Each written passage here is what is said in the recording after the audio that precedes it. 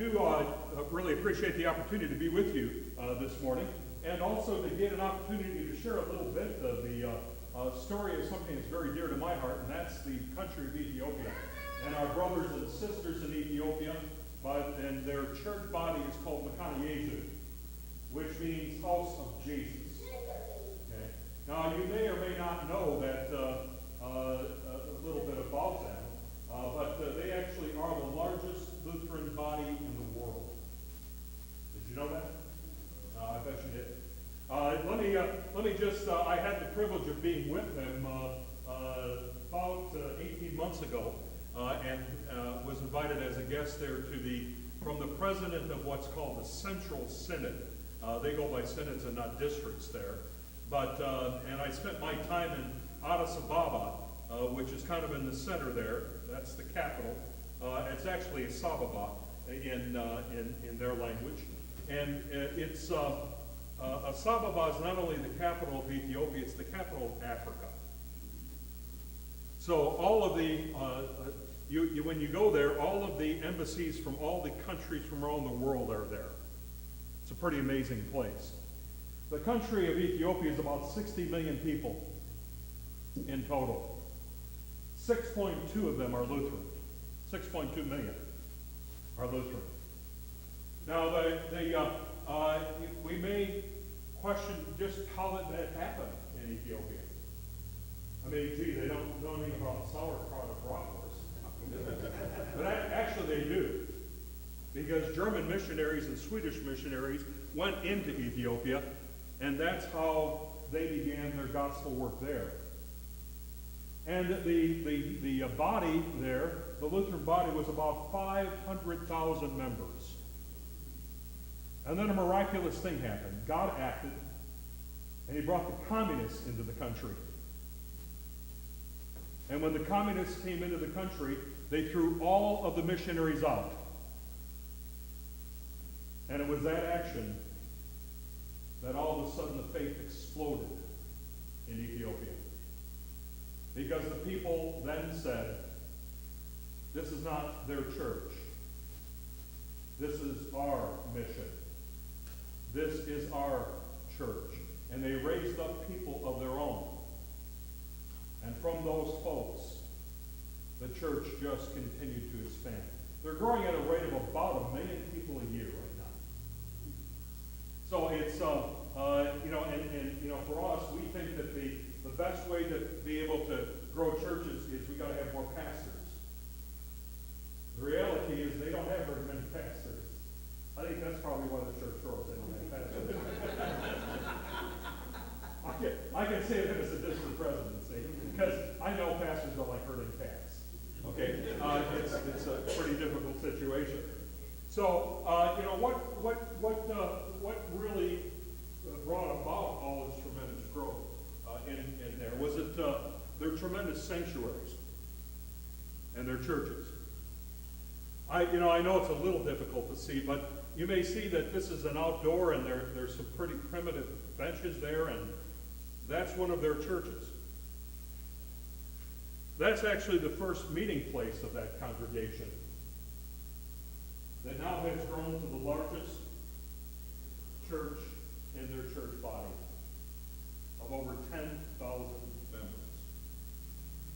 They're building a new sanctuary, and you may be able to see it or may not. It kind of looks like a boat. That's because that's what it's supposed to look like, a boat. Because they understand that about being a part of the church and that great ship of salvation that's there. Now, all of these, this particular church, or this particular, there's a better picture of it that you can see from the outside.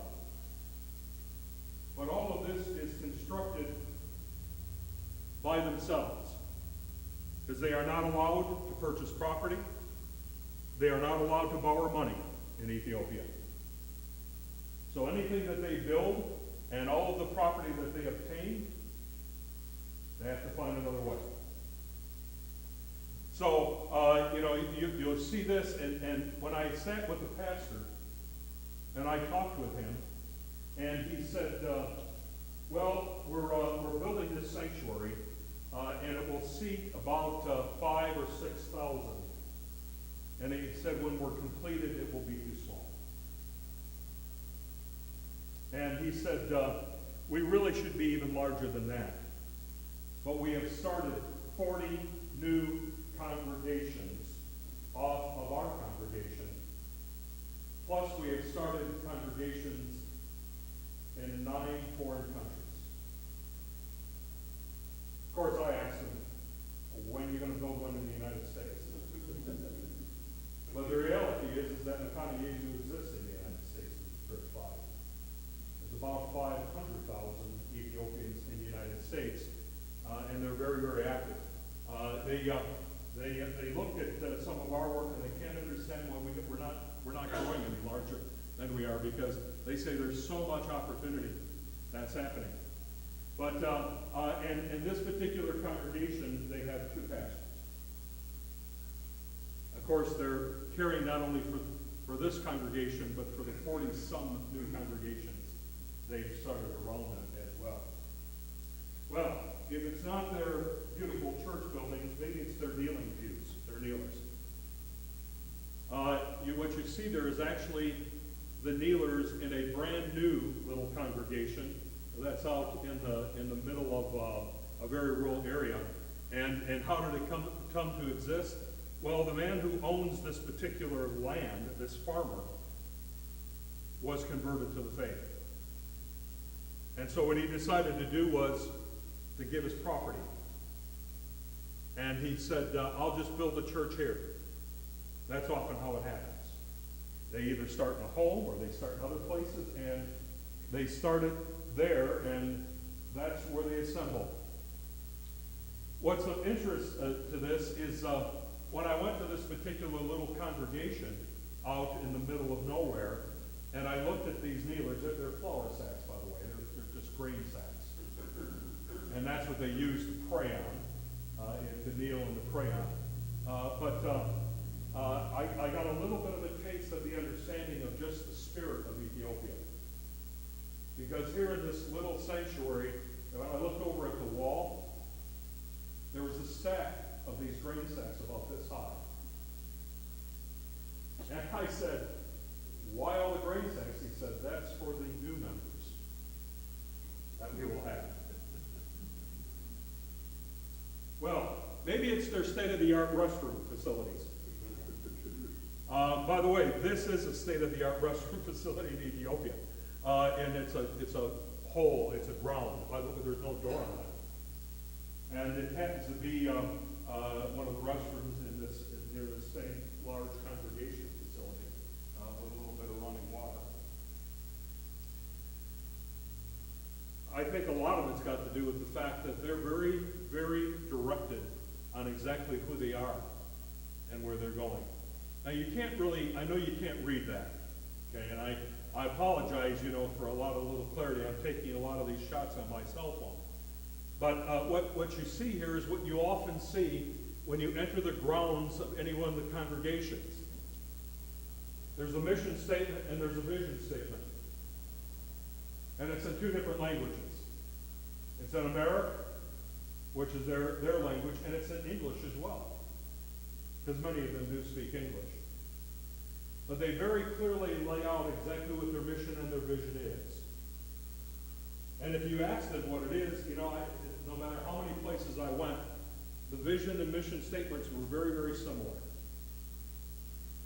And their understanding is they exist for only one reason. And that is that many, many more may know the great good news of Jesus Christ.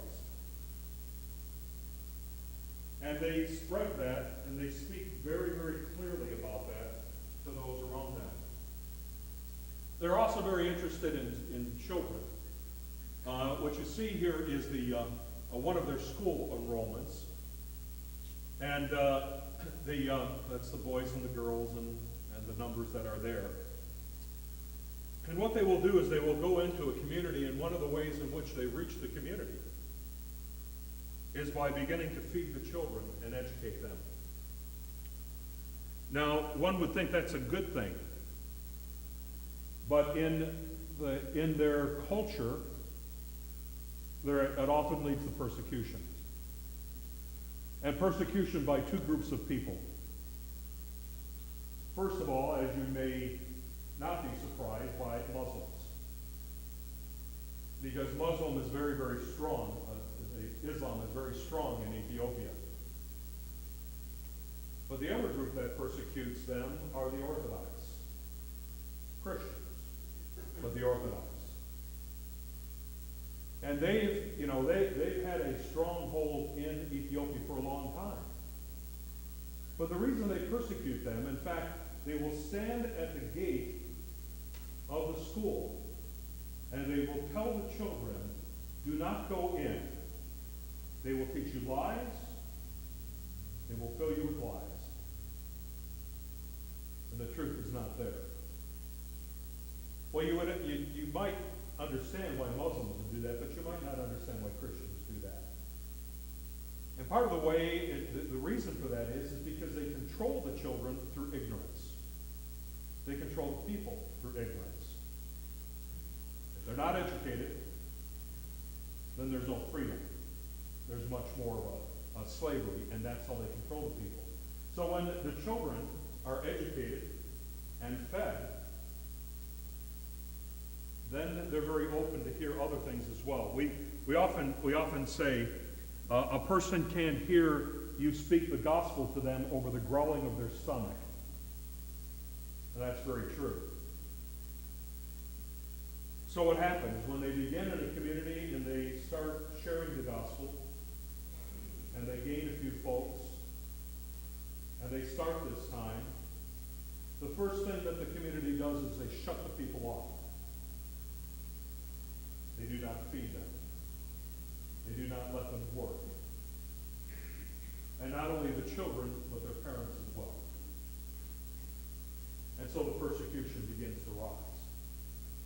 And there's a great deal of persecution in Ethiopia. In fact, I was led to, we were coming back late one night, and we were with one of the mission executives, and he said, we need to stop here at this place. And my host, Abraham, the Gadsden who said, no, he's tired. We've had enough for one day. And he said, no, we must stop. And so it's beginning to get dark, and we pulled into a city, and all the homes are surrounded by walls and gates. And we pull up to a place and we knock at this gate. And they come and they answer the door, they answer the gate, and they say, oh, yes, because they weren't sure they were in the right place. Say, yes, you're in the right place, come in.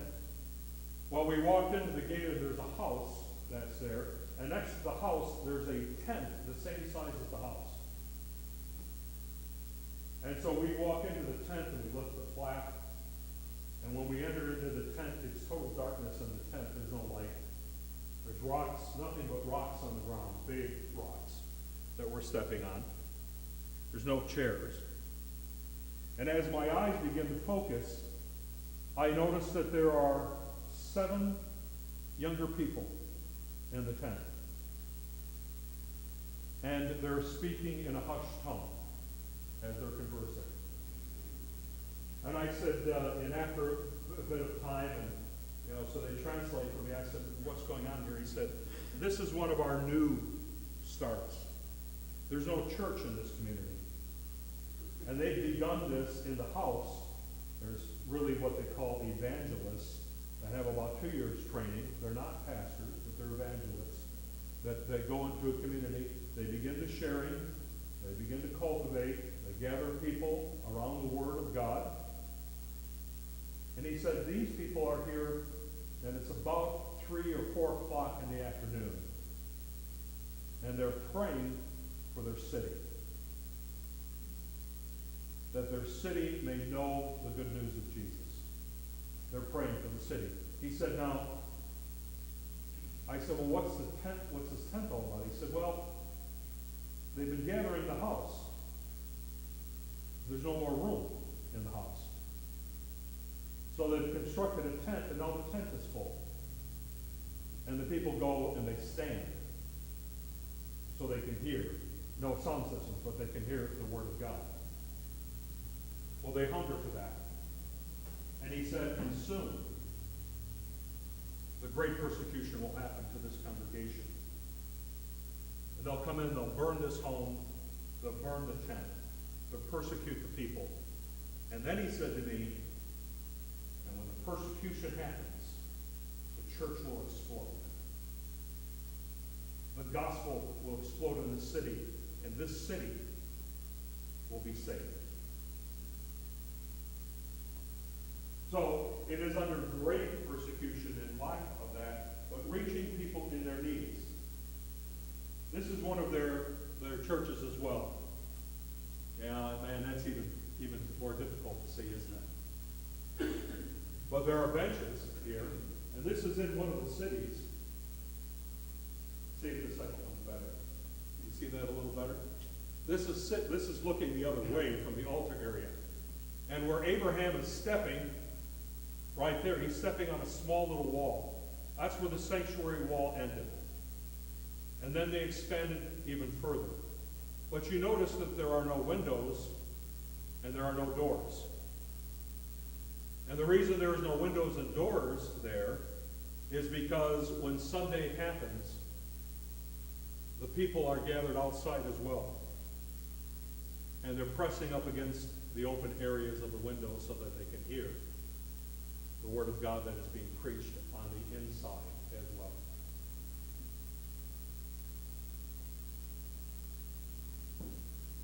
Well, as I mentioned, every one of their buildings must be built by themselves.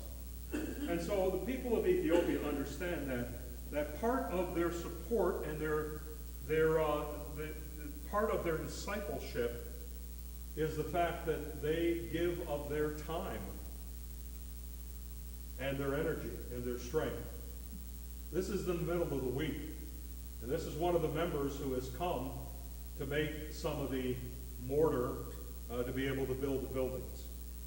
How they build the buildings is they take small little saplings of trees, and they erect and they bundle them together and they make a framework, and then they mix this compound, which is a little bit like cement.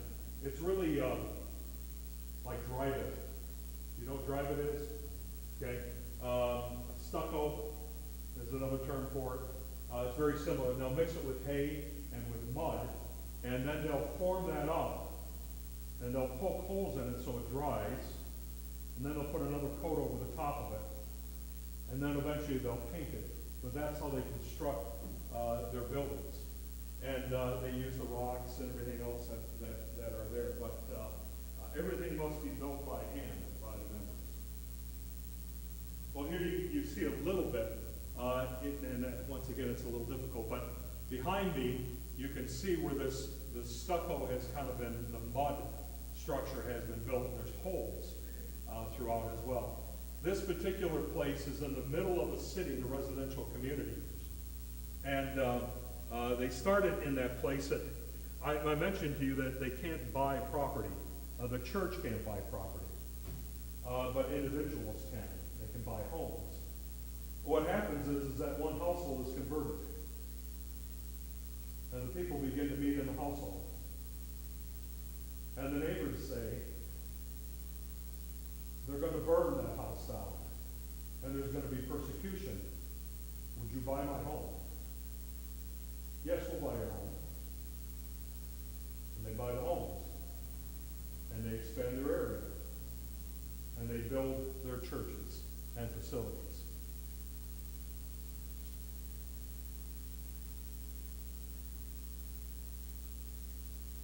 This is a, you can't see that either. That's a little difficult too. It's a little bit too much light. There's a woman back here, and she's preparing some time of hospitality. Let me see if I can see this. There it is. That's a little better. In every place that you go, the first thing that you do is have coffee. In Ethiopia, whether you know that or not, Starbucks just did a big thing on Ethiopian coffee. Their newest roast is Ethiopian. And all the advertisements have said, from the birthplace of coffee. because that's really where coffee began, was in Ethiopia. And there's nothing better than Ethiopian coffee. You're allowed to have 50 kilo in your bags when you come, they can't be bigger than 50 kilos, which is about 25 pounds. I had 2 bags. I brought back 50 kilos of coffee from Ethiopia. But and it's always in cups about this big, and it's espresso strength. In the afternoon, you can drink what they call macchiato. The Italians were big there too at one point. Actually, the Italian food in Ethiopia is pretty good, very good. But that adds milk to it in the macchiato, just like you get at Starbucks.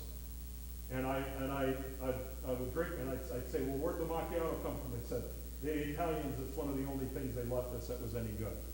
But you always had this coffee, and they may put a little raw sugar in the bottom, but nothing happens before coffee. And every place that you go, you drink this coffee. So I'm drinking espresso strength coffee, about 20 cups a day.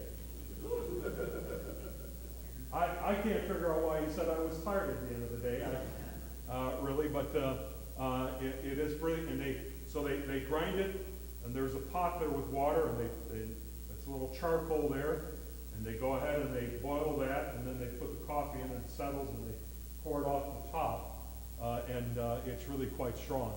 I had the privilege to preach their Christmas Day, which is the closest Sunday to January the 6th in our calendar. They have a different calendar, but it's really pretty close. And part of it's because of their Eastern culture. They use January 6th as their Christmas. And I preached out in the up in the mountains in a pretty rural congregation. That kind of amazed me because all these congregations are in the middle of nowhere, and there's all these people. And you look around, there's no cars. There's no wagons. There's no horses. They walk to get there from all over. And so we pull up to this complex, and I got my robes and things, and we're ready. And of course, we pull up, and I hear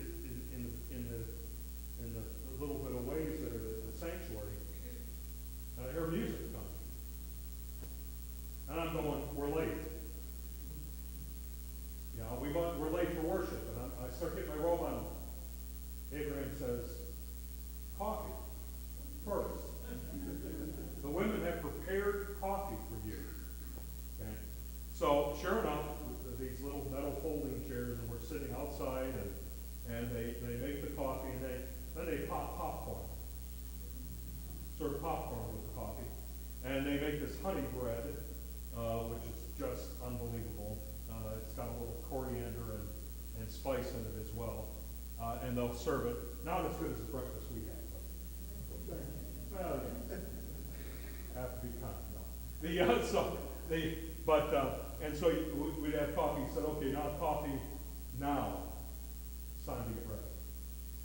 So I asked him, every place we went, we wanted to have coffee, and I said, why is that? And he said, they want your time.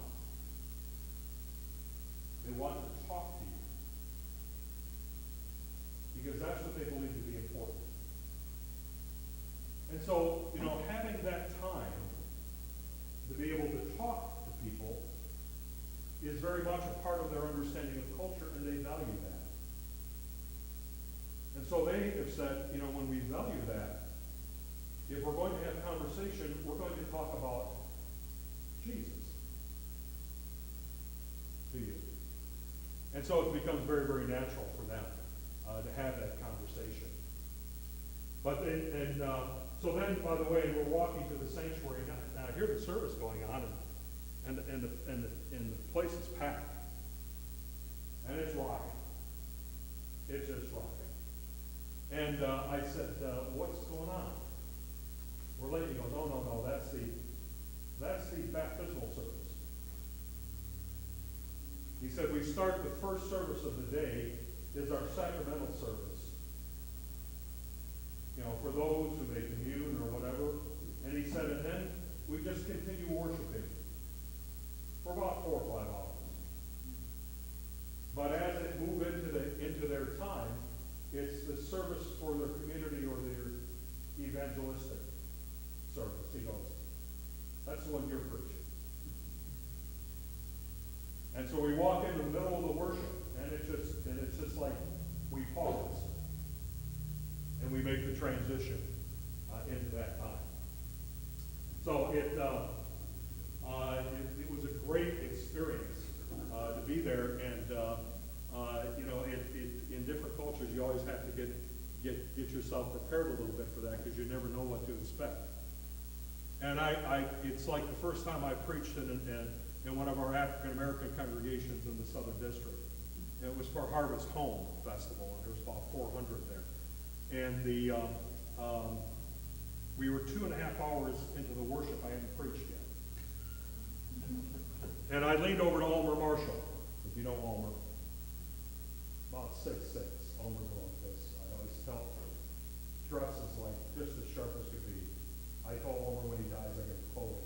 But when I leaned over to Elmer and I said, so how long am I expected to preach? And he said, you stand up. When the Spirit is done with you, step down. Okay? Well, that's pretty similar. Except here, and then, so I start preaching, I start getting affirmations from the people. Very, very cultural, very, very understanding. Well, here, it's the women do the shrill. And I don't know if you kind of like screaming shrill. That's very Middle Eastern in that time. But and it's amazing how much they are in, even as I'm speaking the English, to understand what is happening. Well, you can see that's a little bit of the bread sitting on one of the stands there, one of the pans of bread that they made. And here is just, this is out in the middle of nowhere, and they've set these tables and they've done all this crochet work by hand that's on the table. And this is all prepared for my 20 or 25 minute visit when I'm there. You'll see on the ground there are green branches or palm leaves. In that culture, this is a Christmas thing, and it's considered the sign, the symbol of life. And so you go into public buildings and other places, and you'll see this green on the floor itself for the same celebration. There's the popcorn. There's one of the congregations being built. I want to talk a little bit about this woman, because I think this woman really epitomizes the story of Ethiopia. When we went to the one, and by the way, where the woman's cooking the coffee is over here. It's the same location. When we went to this particular location in the city, it was very common that all the men gathered, and then the women would serve coffee. The first thing they do, by the way, is they come with a bowl of water so that you can wash your hands. And which is, you always must do that before and after your meal, because you eat with your hands. As well, there are no utensils. And then the women, after they would serve, would come and join. And they would sit as well. But we went to this location, and in the room, and the next photo shows you all the elders that are there.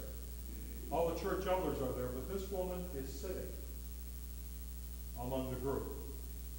And I found it rather odd that the woman would be there, this woman would be there, and not serving in any capacity. But I looked into her eyes, and I could literally tell she was a godly woman. I mean, I sensed that just in her countenance, and in the way that she did not hardly even speak, but just in the way that she was present. And so I began to ask the question, who is she? And Abraham, my guest, said, this woman,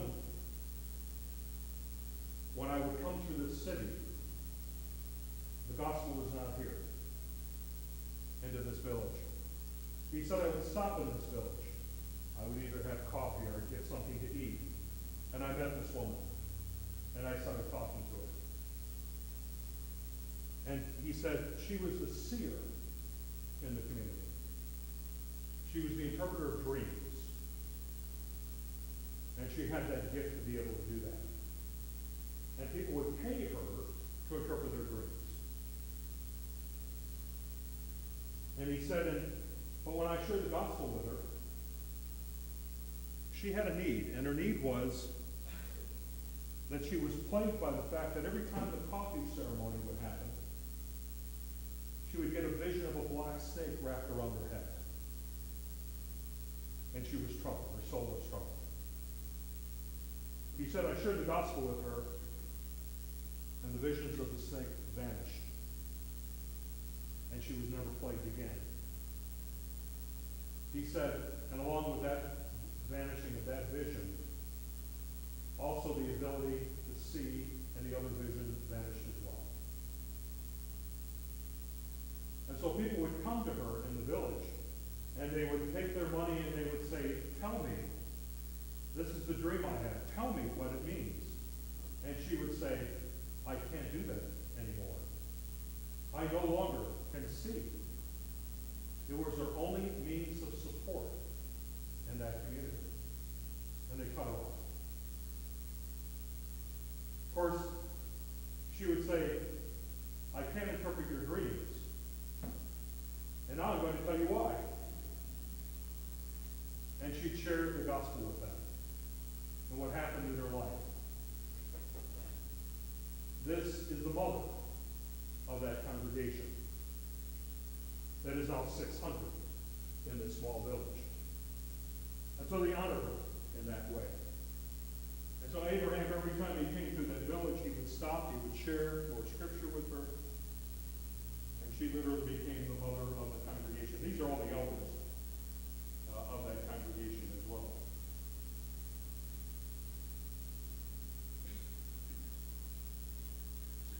This picture is, I'm going to start talking a little bit about ways in which you may or may not be aware that the Southern District now is official partners with McConaughey's. And well, I'll tell that story in a minute, but this is a mountain that goes up above the city of Asababa. That's the city down below.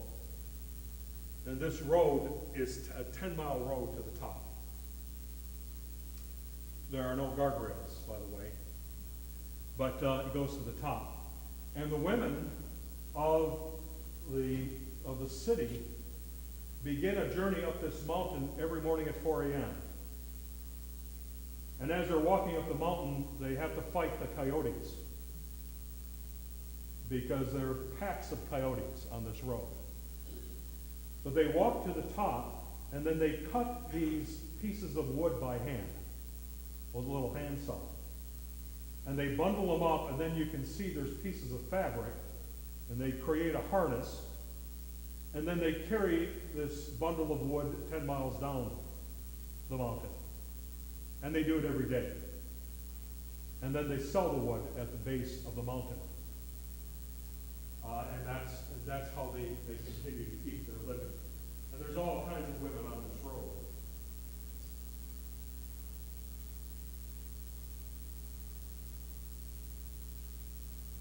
This woman, one of my wife's favorite pictures.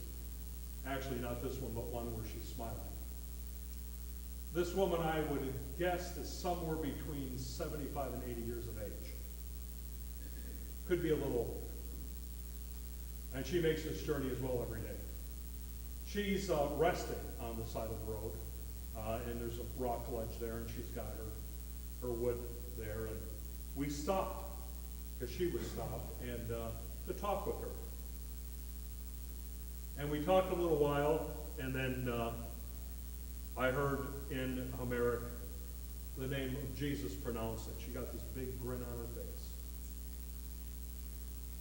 And she obviously understood very plainly who Jesus was. And she celebrated that joy with us. Now, she didn't ask for anything, but we did give her a couple Ethiopian birr, maybe 2 or 3. In Ethiopia, the birr, the amount of money, it's about a 17-1 exchange. So for every American dollar, it's 17 birr. So you can imagine what 2 birr is worth. Not much of anything, but actually worth quite a bit to them. And so she accepted it very much and thanked us for that. But one of the ways in which they connect with these women, there's her smile. Kind of see it.